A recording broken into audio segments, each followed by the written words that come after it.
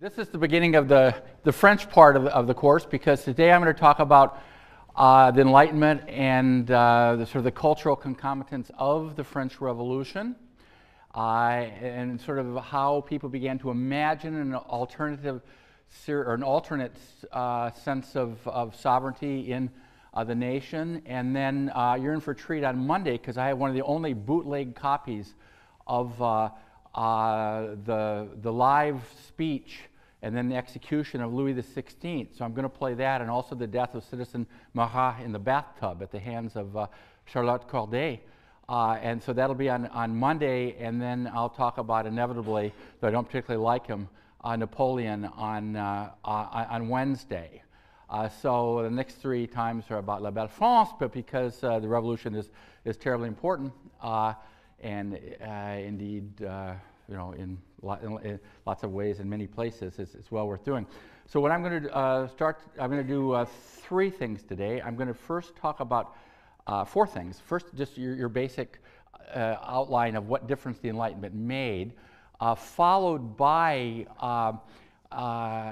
with reference to my good friend Bob Darnton's work, the social history of ideas, and look at sort of surprising ways that Enlightenment influence was felt, and not talking about the big-time people like Rousseau and Voltaire, but the Grub Street hacks. And then I'm going to talk a little bit about the public sphere, taking two examples, one from the work of David Bell and one from the work of Sarah Maza, in which you can see the sort of emergence of this possibly different way of viewing sovereignty, residing in the nation and not in a king. And then look again at what difference, in a very strange way, the Enlightenment made in all of this. So first, the kind of classic stuff, just to review for you. If you had to summarize 6 ways that the Enlightenment mattered, you might indeed list them like this. First of all, without question, Enlightenment thought, although the Enlightenment thinkers disagreed on many things, and a few were atheists, but not many, but most were deists and believed that God was sort of everywhere. The Enlightenment did weaken the hold of traditional religion, particularly the role of the Catholic Church as a public institution in France. Of course, if you read in high school French or whatever, wherever, Candide, which is blatantly anti-religious, of Voltaire, you'll see the most extreme example of that. Secondly, and related to this, the Enlightenment thinkers taught a secular code of ethics, one that was divorced from religious beliefs, that they were engaged with humanity. They loved humanity. They thought people were basically good, and that this shouldn't be just a valley of tears awaiting eternal life, and went out to make such claims.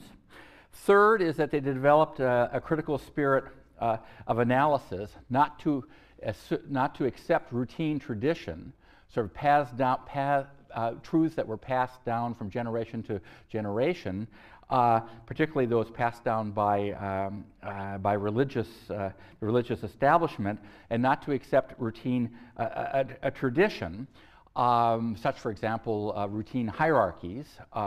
And this was part of their spirit of analysis.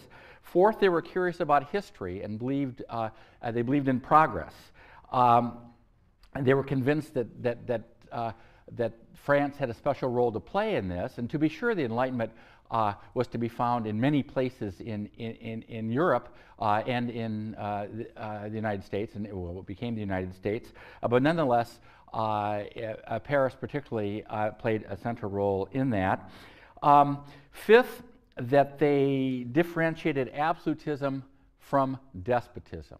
And in order to understand what happens in this sort of remarkable series of events in 1789 and in subsequent years, as I said before, there weren't 10 people in France who considered themselves Republicans, that is, who wanted a republic in 1789, and how it was that 2 or 3 years later, well, in 1793, it became easy for the majority of the population to imagine a life without any king at all. And sixth, and here's the role of the kind of the Grub Street hacks, of the kind of third division of Enlightenment thinkers that I'll talk about in just a few minutes. They heaped abuse against what they considered to be unearned, unjustified privilege, and how can one put this, disrespected the monarchy and indeed the nobles who hung around the king. So one can say in hindsight, because we know what happened next, that the Enlightenment helped prepare the way for the French Revolution, and that the French Revolution transferred power, transferred authority to people who were very influenced by the Enlightenment. The classic example, which I will give because I enjoy talking about him so much, and he is important, is Maximilien Robespierre, who in many ways was a child of the philosophe. As you know, the philosophe, which is such an important word in French, it became a word in English. The philosophe were the thinkers of the Enlightenment. And Robespierre, born in Arras in the northern part of France, and now what is the Pas-de-Calais, was very much influenced by Enlightenment thought. As the 12 of the Committee of Public Safety sat around that big green table making decisions that affected the lives of lots of people in France, Enlightenment influence was certainly there. Now, the Enlightenment stretched across frontiers, and if you do, I think there's a map in the second edition of the book that you're kindly reading that shows how many where you could find copies of Diderot's famous encyclopedia. And you could find it in South Africa, you could find it in Moscow, you could find it in Philadelphia, you could find it in New York, you could find it in papal Rome, you could find it all over the place. But one thing that's interesting is that 20 or 30 years ago, so when I was sort of starting out, when people did what they used to call intellectual history was sort of the big ideas. When you call it the kind of via regia of history, where you've got one idea sort of moving along, and it sort of hooks up with another idea, and then a third idea comes as a result of that idea, and it's rather like traditional art history, where you try to decide or discover where it is that Pizarro got his red ochre as a color, or where such and such a Baroque painter got the idea of painting cherubs in a certain way. Now, in the very early 70s, my colleague, retired a long time, a great historian, Peter Gay, coined the phrase the social history of ideas. That ideas, too, have a history. I mean, who understood Rousseau? Who read Voltaire? Who read the encyclopedia of Diderot? How do we know how these ideas were used? And so he called for the social history of ideas. And a number of people, including Bob Darnton, who's now at Harvard but taught at Princeton for decades, and who turned out really the finest historians of old regime France, took this very seriously. So did another friend of mine, Daniel Roche, who did work on the Académie, which I'll discuss in a while. So they began to look at, how did Enlightenment ideas get around? I mean, how did copies of Candide, which was illegal in France, censored, how did these things turn up in France? So let me just say a couple things about this. Enlightenment ideas really came into elite popular opinion in what we call the public sphere. That is, people who were interested in ideas and people who became interested in politics in really three major ways in France. And there are equivalents of these in other places. The Scottish example, because the Scottish Enlightenment is very important, I mean, you can read about it in the book, one of these will be quite clear there. First, through academies, académie. But an academy is not a university. It has nothing to do with the university. Academy, and they still exist. I'm a member of one of these academy, an obscure one in the Ardèche. An academy it was a group of sort of erudites, sometimes including clergy, many nobles, many kind of bourgeois people of education who the population that was literate increases in Western Europe decidedly in the 18th century, and they would get together and they discuss ideas. And they had contests where people who wanted to make a little money would answer a question put out by the Académie, and they would write write responses to questions about, about science and about religion and about ideas, big-time ideas. Robespierre wins one of these contests. And these academies meet in smaller rooms than this, but they discuss ideas. And so, I mean, with these ideas about, sort of that are putting in sharp analysis or reevaluation the role of the church as an institution, they have to get around some way. People have to know about them. And the academy is one way this happened. A second one, moving to number 3, are Masonic lodges.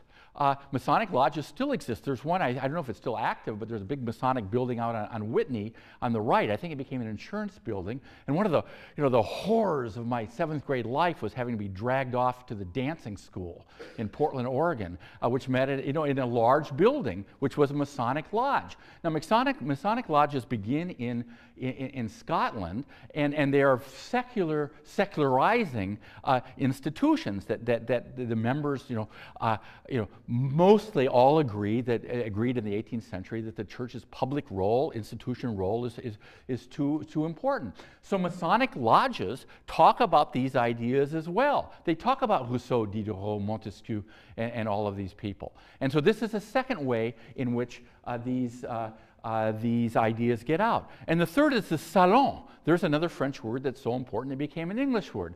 A salon was a gathering of pretty elite people, but interested in the life of the mind. They were hosted by hostesses. Again, the role of women in the Enlightenment. I give you in the book the example of Madame Geoffrin, which was the classic one, but people would come together to eat, to drink, and discuss ideas. When British guests came to Paris, the Salon, they said, well, all they do is eat and drink. They spend all their time eating and drinking, and they don't discuss ideas that much. But in fact, they did. And there's still a wonderful place in Paris called the Palais Royal, where you can go, and on very hot days in the 18th century, in the 1770s, you can imagine people meeting there talking about the ideas of young Enlightenment hotshots, those people who have become part of the canon, of Western civilization. And so this is another way where these ideas get along. And so young would-be philosophes on the make, coming up from the provinces, what they want to do is be introduced to one of these hostesses so that they will be invited to trot out their intellectual wares at one of these gatherings. So these are concrete examples of the way that these ideas got around. And people didn't pay any attention to this before about 30, 35 years ago.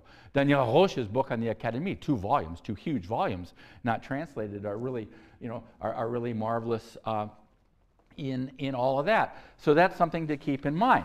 Now, the High Enlightenment really, really ends in 1778 traditionally. That's a textbook kind of. But it doesn't matter because that's when Voltaire and his great enemy Rousseau both die. Now after that, there are no more Montesquieus or Voltaires or the big time, the all-stars of the philosophes. There aren't anymore. But there is this next generation of would-be philosophes, people who could think and who could write and who want to hit the big time. And they see that Voltaire made big bucks, big franc, big franc, big livre writing. And they want to be like him. They want to be like Voltaire. Or they want to be like Rousseau, his arch enemy, who paced around his little farm called Les Charmettes in Savoie outside of Chambéry, and who hated Rousseau. I mean, he hated Voltaire. They really couldn't stand each other. But he also hit the big time. And so what the Grub Street hacks, Grub Street refers to, I don't know if it's a real street or imaginary street in London where lots of would-be writers and writers sort of peddling their wares hung around. These Grub Street hacks, the 3rd division of people who want to have the kind of entry into the salon life to put forth their ideas. They live on the top floor of where the poorest people live. They're dodging their landlords all the time. They don't have enough money to pay. A lot of them live in Paris right around now near Odeon. Doesn't matter if you know Odeon at all, but they live right around that part in the Latin Quarter, but more in what now is the 6th arrondissement. And they write. But what do they write about? They need to make money. So the big news here, as Darton discovered, is that they write pornography. They write scatological pornography. They write what they call, in French, libelle. They write broadsides, really, denouncing the royal family, denouncing the queen above all, indelicately called the Austrian whore by her many detractors who are omnipresent. And they write against what they think is unearned privilege, the kind of censorship that they see as keeping them from hitting the big time. And so the point of Darnton's many wonderful books is that in the long run, these people were the Grub Street hacks. Voltaire denigrated them as the canaille, the rabble, the scribblers, jealous, eager, anxious, hungry. Is that their attacks on the regime and against the unearned privilege as they saw it helps erode belief in the monarchy and helps suggest that the monarchy itself and the people hanging around the monarchy at Versailles is lapsing into despotism. So they do make a difference. Now let me give you an example. This is sort of a classic one. Imagine you're a bookseller in Poitiers. Poitiers is a very nice town full of lovely old Romanesque churches in sort of this central western France. And you are writing to Switzerland to order books that you want to sell to people who have ordered books, for example. And he writes the following letter. Here is a short list of philosophical books, books written by the philosophe that I want to order. Please send the invoice in advance. They include Venus in the Cloister, or The Nun in the Nightgown, Christianity Unveiled, that could be the subtitle too, Memories, the Memories of Madame la Marquise de Pompadour, Inquiry on the Origins of Oriental Despotism, The System of Nature, Teresa the Philosopher, Margot the Camp Follower. Now this is not exactly the stuff of Diderot, Voltaire, Rousseau, and these other people. But yet, those who penned such things imagined that they were philosophes and wanted to have the same kind of impact that, that Voltaire and the others had. These were the la canaille, the kind of rabble of Grub Street. Now, why was he writing Switzerland to begin with? And again, this is again the question of how do these ideas get around? Now, one of the things that the Grub Street hacks didn't like is that you've got censors. You've got paid censors who work for the government who says this can't be published, or you shouldn't have published that, baby. That wasn't a good idea. And so the result is, because in a system in which privilege, of which monopolies, of which guilds controlled the production and distribution of almost everything, that book selling and book printing are monopolies controlled by the state. So you can't just, if you're a Parisian printer, unless you're risking being thrown in the slammer, in the slammer, that's not a real word in French, obviously. You can't print this stuff out in Paris. So much of the Enlightenment literature is published in, you'll not be shocked to know, you already know this, in Amsterdam, or in Brussels, in the southern Netherlands, or in Switzerland. And Bob Darnton, when he was a young professor, before that young graduate student, he hit the jackpot because a lot of the stuff was printed in Switzerland, in Neuchâtel, and he got a hold of the archives of this printing company. So he was able to do the social history of ideas. Who bought what? Oh, by the way, how do you get, before there was Ryanair or any of these places, how do you get all of this stuff from Switzerland, where there are big mountains, into France? How do you get it to Poitiers? How do you get it there? So, again, you have to look at the way that this stuff is distributed. The ideas, we've already seen how they were distributed, but how literally do you get these books, these bouquins, these pamphlets, these brochures from Switzerland, or the equivalent from Amsterdam or Brussels, that's easier, a flat country is a little different than mountains, into France? Well, in France, as in the German states, as in Italy, there were peddlers. There were peddlers, and they would go on the road, and they had, like a medicine ball in a gym, they would have these huge leather bags, and they'd be stuffed with all sorts of things.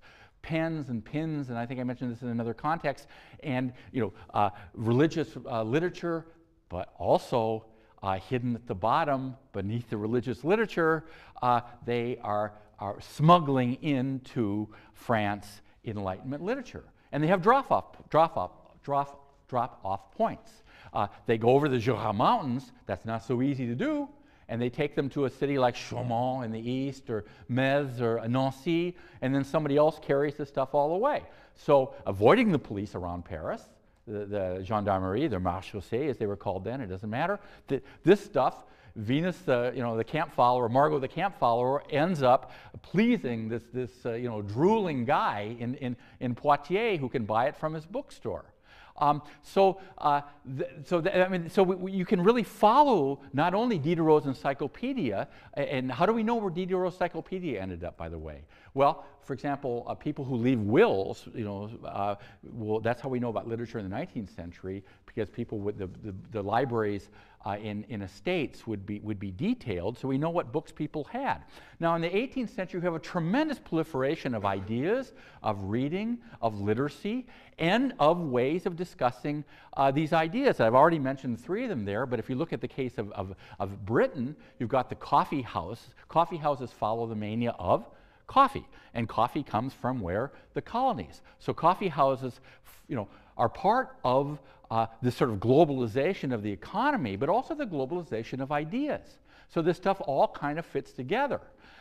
So again, these Voltaire and Rousseau and Montesquieu and Diderot and the others would be just horrified to think that anybody in a lecture would be mentioning some of these Grub Street hacks along with them, because they didn't accept them, and nor were they of the same quality at all. Some of these guys, by the way, there's one who I mentioned in the book, a guy called Brissot, B-R-I-S-S-O-T, who becomes an important leader of a faction in the revolution called the Girondins from around Bordeaux, who are against the Jacobins. More about that later.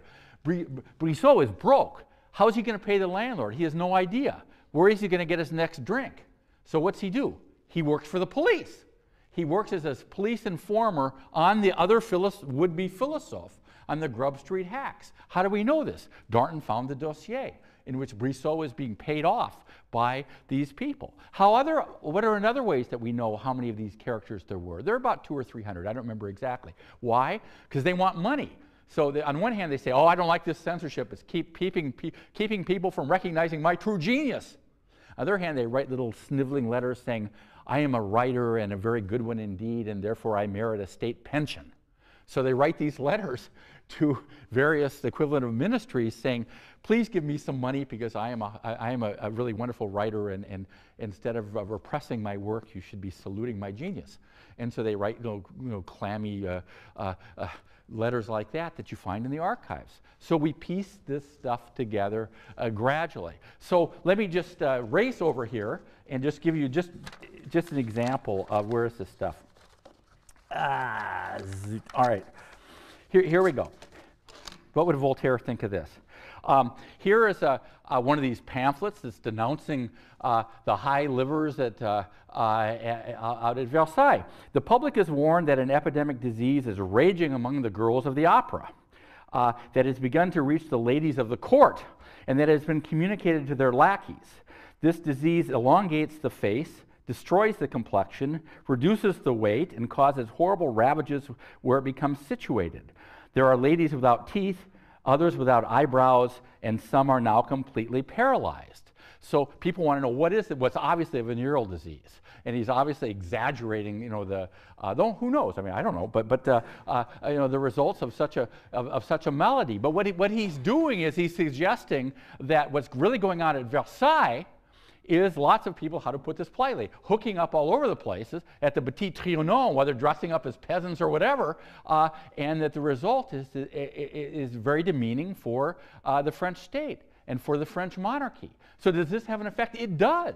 It really does. It contributes to what has been called the desacralization of the French monarchy. That it's very hard to argue that God has put absolute monarchs on earth to bring people better lives if you've got these people, and no one had ever really the ordinary people did not get into Versailles unless they were among the 15,000 lackeys working there. Lackeys would be the term given by the people who employed them. You didn't know, so you had to surmise, you had to guess what was going on. And I'll give you a couple examples in a while, and I better hurry up and do this, in which you can kind of see how this works. I'll give you kind of a spectacularly interesting example, at least I think so, at the end. Now, by the way, just as an aside, during the French Revolution, Louis XVI decides to get the hell out. And so he and Marie Antoinette improbably dress themselves up as sort of ordinary people. And they're not people who have to set the alarm clock usually. They get up at 3 in the morning, and they get in this large carriage that's been stuffed with silver and foie gras and all sorts of other things, and they hightail it toward what is now the Belgian frontier. But they get further and further behind. You can read about this when you get to that chapter. It's an interesting story. And finally, they get recognized. She is not a governess, she is the queen. And one of the people that first realizes this, the king, has actually caught a glimpse of the king himself by looking through the fence at Versailles at the time of a wedding. And he sees the king. There aren't photographs, but he recognizes the king's nose. And he gets down on his knees and says, "Sire, you are the king." And this guy can no longer pretend that he's a mere hanger-on with, assisting a Russian baroness. And it's all over but the shouting at that point. So what these people do is they helped break down this sense of automatic respect for the monarchy as an institution. And of course, the fact that they can't stand Marie Antoinette, who rightly or wrongly is accused of all sorts of things. Now, this is a racing ahead of the story, but Louis XVI was a big-time cuckolded guy, because his wife was seriously sleeping around while he was taking to get apart and putting back together clocks, which he liked to do in the big house when his wife is out in the bushes. And to put it, crudely, I forgot this is being televised. But anyway, take that back. Can you erase that, please? Anyway. So, but what these people do is, over the long run, this helps erode respect for the monarchy, and helps us explain why it was in 1789 you can imagine a world without a king and a world without a queen. And when they bring him back, they bring the old boy and his wife back from Varennes, which is in the northeast of France.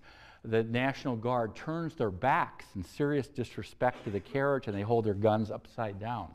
And at that point, that's la fin des haricots, that's the end of the green beans, as the French say, for the king.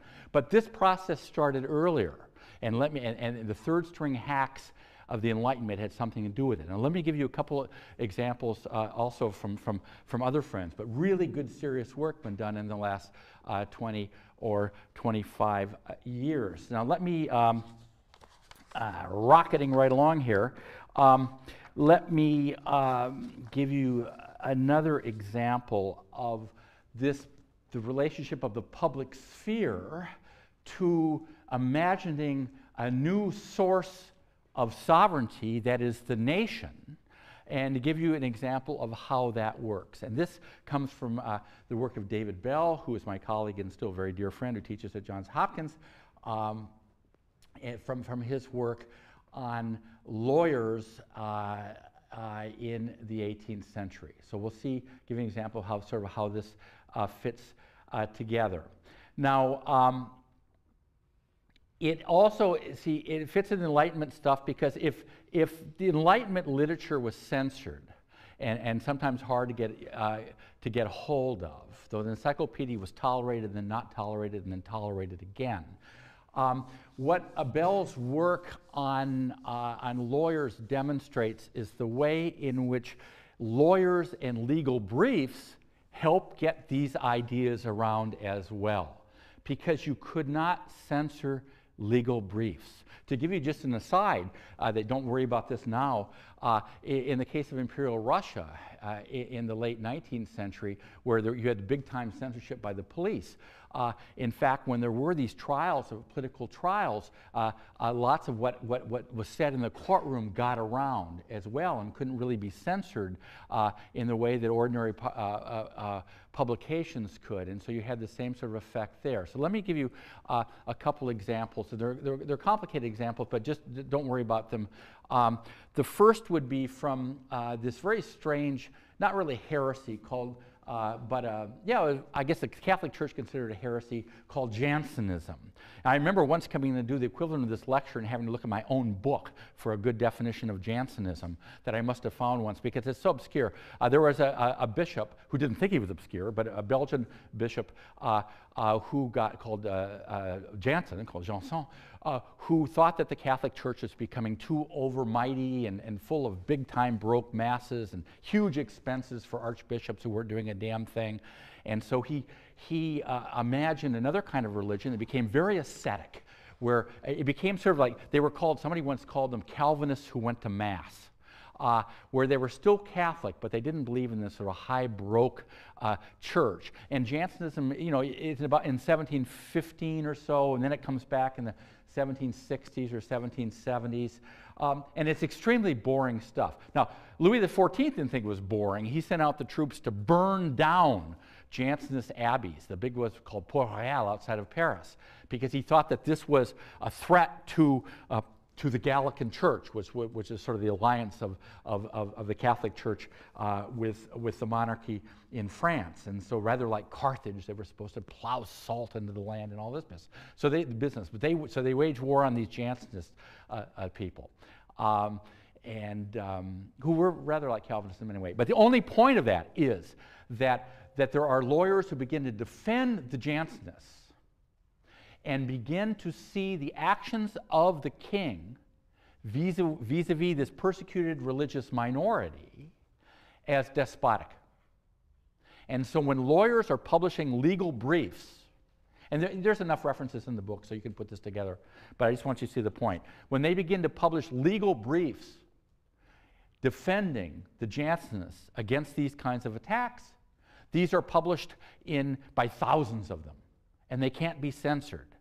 And they begin to suggest at a time in the 18th century, particularly after mid-century, when we can already begin to speak of French nationalism, at least among the elite at the time of the 7 Years' War, 1756, 1763, thus the 7 Years' War, that it begins to suggest two things: that monarchies can behave despotically, going beyond the limits of absolute rule, the accepted limits of absolute rule, and that the nation, this idea of the nation, is being betrayed by bad governments.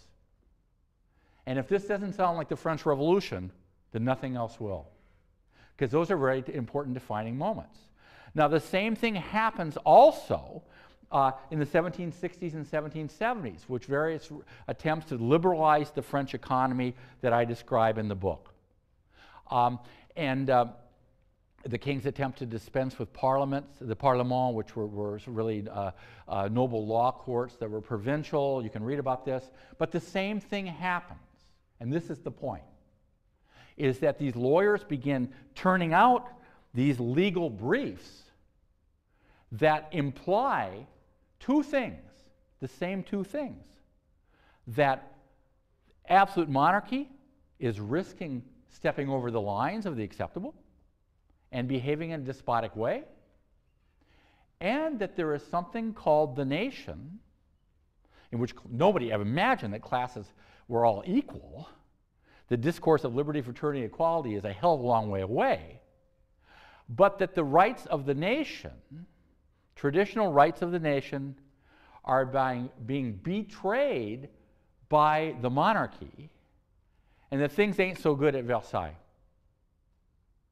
And so, again, trying to look ahead and see what happens in 1788 and above all 1789, which is one, I'm not a big guy on dates in the history. You have to remember all these dates, but 1789, like 1914 or like 1917, that's a big one.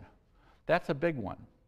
But in order to also understand the emergence of a radical republic and the execution of the king, one has to see that the nation becomes invested with a sense of moral quality that makes it not impossible to imagine a world without kings. And so lawyers, who are called barristers, play a major role in all of this. Now again, this has to be seen in the context of a century in which more and more people can read. Now, the literacy rate in a country like France is still well below 50%, maybe say 40, 45%, something like that. More men could read than women. But literacy, not only literacy increases among the elite, but the amount of things that are published and the amount of newspapers that are published, that this expands dramatically. A point of reference would be in England, and in Britain you can read about this, but the campaign of John Wilkes, who was sort of a, kind of a rascally character. But Wilkes and the number 45 becomes virtually illegal because 45 was the number of a newspaper in which Wilkes essentially and his supporters call out the British political system. And so, again, we're talking mostly about Western Europe, and literacy is much higher in the Netherlands and in northern France and in northern Italy and in England than in other places. But this is part of this cultural revolution, that it's important to see the role of this. Because, Orthodox Marxist interpretation, you had to have the ever-rising bourgeoisie. They're rising in the 14th century. There they are again in the 16th century. They're like some sort of runaway bread or something like that. In the 19th century, there they are, the bourgeois century. I'll give a lecture on the bourgeoisie because they do indeed rise. But nonetheless, kind of class analysis can't be completely thrown out. I mean, classes did exist, and people had a sense of themselves as being members of a social class. I mean, that's the way it's not, it was not immutable. These boundaries were more fluid in Britain than in other places, but still is important.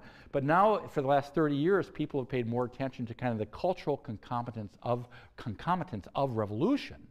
And what difference Enlightenment ideas made, and what difference the emergence of a sense of the nation. And the infusion of politics with a sense of right and wrong and morality is it's an important part of all this. So let me, in the last 12 minutes and 30 seconds that I have today, let me give you another example of this. And this is I think a fascinating. Let me find it. It's so fascinating I can't find it. But let me. Give you an example, and this is drawing upon an excellent book by Sarah Maza. It's a very well-known episode, but it shows you, it kind of ties together the sense of the nation along with the impact of this sort of third generation of Enlightenment hacks after 1778 to understand their role in the erosion of a sense that the monarchy was immutable in representing the rights of a nation, even as that construct was just coming into being. And that in this book called, what's it called? Public Life, Private Affairs. I'm bad on titles. Maza takes a couple of causes célèbres. A cause célèbre would be like one of the things that you find in the tabloids in Britain or the U.S. One of these sort of, I don't read. I don't read that stuff, so I really can't give it a good example. But one of these actors and actresses you always see running around, or whatever this person is, Britney Spears or something like that, singer or actress, I don't know what she does, but anyway, but something like that people focus their attention on these people, and they sort of dominate, if you will, this sort of a almost insane comparison, but the public sphere, in that they're in the news all the time. And so what Maza did about the same time that David Bell was working on the role of lawyers in the 18th century is that she took a couple of these examples and shows the way in which private affairs that were kind of sleazy and not too cool, but were sensational, helped bring these threads together and contribute to kind of erode the prestige of the monarchy. Now, and this fits into the sense that I've already given you that was extremely pervasive, particularly around Paris, is that a lot of things going on at Versailles weren't so good. And that, you know, that the 10,000 nobles who were clustered around Louis XVI, and particularly his wife, were undermining the authority and the prestige of the monarchy, and that wasn't a good thing. So an incident called the Diamond Necklace Affair is illustrative and mildly amusing, not more than that. It also involves this Palais Royal place in Paris before. A woman called Jeanne de Saint-Remy, the name doesn't matter at all, was a poor noble. She'd claimed descent from the royal family. She had a pretty good education. She had important protectors. And so she marries an officer of rather dubious noble title, who was called, quite forgettably, the Marquis de la Motte. He met the 50-year-old cardinal called Louis de Rohan, whose name I should have put on there, R-O-H-A-N, who was from a very famous old family called Rohan-Soubise. The National Archives used to be, now they're adjacent to it, in this fabulous old, God, why don't they ever have things that work in here? It's just it's unbelievable. Anyway, I can't find anything to write with. The family called the Rohan-Soubise, S-O-U-B-I-S-E. There's this wonderful, wonderful well, palace, really, chateau in the Marais, which is still there. And this cardinal is on the make. He's very, very wealthy. He's a cardinal. That's why he's wealthy, or he's wealthy because he's a cardinal. He's also, he thinks he snubbed the queen. He wants to be one of the people who help make important decisions, but he thinks he's alienated the queen, that this is standing between him and the power that he thinks he should have. He writes missives to the queen begging her to forgive him, and he's met this guy, de la Motte, and they begin sending forged replies from the queen that suggest that you know, the queen now is listening, and maybe, you know, all is forgiven and it's going to be okay. So they have this idea. There's a famous jewel that had 647 flawless gems worth £1.5 million, which is a whole lot of money in those days, and still now. Louis XV had commissioned it for one of his mistresses and then backed down because it was too expensive.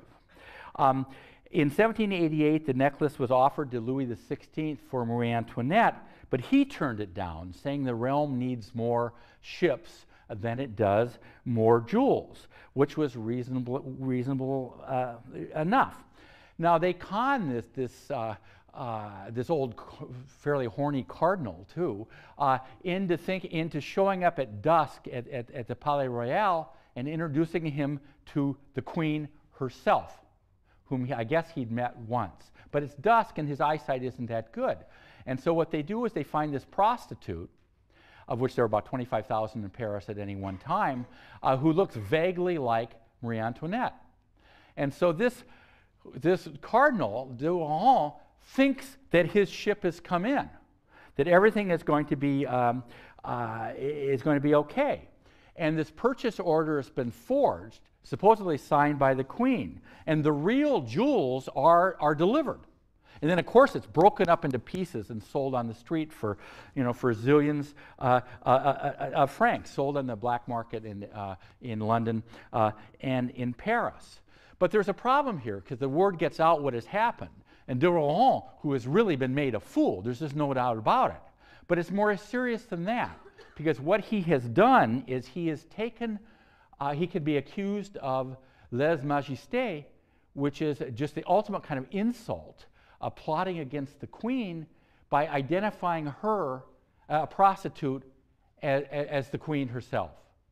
And so the monarchy, to make a very long story short, the monarchy, you know, humiliated by all of this, the cardinal is saying mass in his fancy robes in some cathedral, probably Saint-Eustache, but I'm not sure. It might have been Notre Dame. I don't know.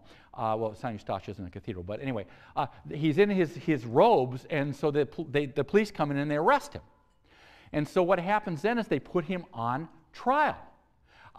And so now he is not a terribly lovable guy, or not someone to be very much admired. But by an incredible series of not incredible a series, but by almost logical playing out of what I've been saying, the lawyers who defend him and the crowds who salute him portray him as a victim of a regime that is crossing the line between absolutism and despotism. That he is a cardinal, and he becomes the darling of the people. And of course, poor old Jean, this noble, I mean, she and her boyfriend get branded and they're sent off to the galleys, et cetera, predictably enough. But the Parlement of Paris acquits the good cardinal, and he emerges from the Palace of Justice, or from the Parlement, still now on the Ile de la Cité, the largest of the then 3, but now 2 islands in the Seine, to a popular acclaim, saying that that justice and the interests of the nation have been served by his acquittal. So what this sleazy incident does, unsavory incident, does is it helps erode, it helps continue the desacralization of the French monarchy. And again, lawyers and the people who see themselves as representing the interests of the French nation are, in their own imaginary and in their own mental construction, and in the eyes of people who follow these events, in legal briefs and in newspapers, the guy is acquitted. He's seen as somebody who had been done wrong to by a monarchy that has gone too far. And that exactly, not much more than a year later, is what is going to play out in the French Revolution itself. So, to conclude, Voltaire, Diderot, Montesquieu, who you've been reading, and these folks have big-time impact on the way we look at the world around us. And they had an impact on those people who would become the organizers of the revolution, and indeed the leaders of France and their children, their successors in the 19th century. But lawyers, part of this sort of culture of increased public sphere that was Western Europe in particular, but also parts of the rest of Europe too, in the 18th century, had a role in all of this. And that by 1789, not in any kind of inevitable process, a revolution was not inevitable, but the sense that the monarchy had gone too far and that there was something called the nation out there was in the public sphere, and the results of all this would be there to see in 1789. Now, have a good weekend, and on Monday you're going to hear the execution of the king, the death of citizen Marat in his bathtub, and then I hope to make clear why some people supported the revolution and others didn't, and what difference it all made. So have a great weekend. See ya. Without question, Enlightenment thought, although the Enlightenment thinkers disagreed on many things, and a few were atheists, but not many, but most were deists and believed that God was sort of everywhere. The Enlightenment did weaken the hold of traditional religion, particularly the role of the Catholic Church as a public institution in France. Of course, if you read in high school French or whatever, wherever, Candide, which is blatantly anti-religious of Voltaire, you'll see the most extreme example of that. Secondly, and related to this, the Enlightenment thinkers taught a secular code of ethics, one that was divorced from religious beliefs, that they were engaged with humanity. They loved humanity. They thought people were basically good, and that this shouldn't be just a valley of tears awaiting eternal life, and went out to make such claims. Third is that they developed a critical spirit of analysis, not to not to accept routine tradition. There weren't 10 people in France who considered themselves Republicans, that is, who wanted a republic in 1789, and how it was that 2 or 3 years later, well, in 1793, it became easy for the majority of the population to imagine a life without any king at all.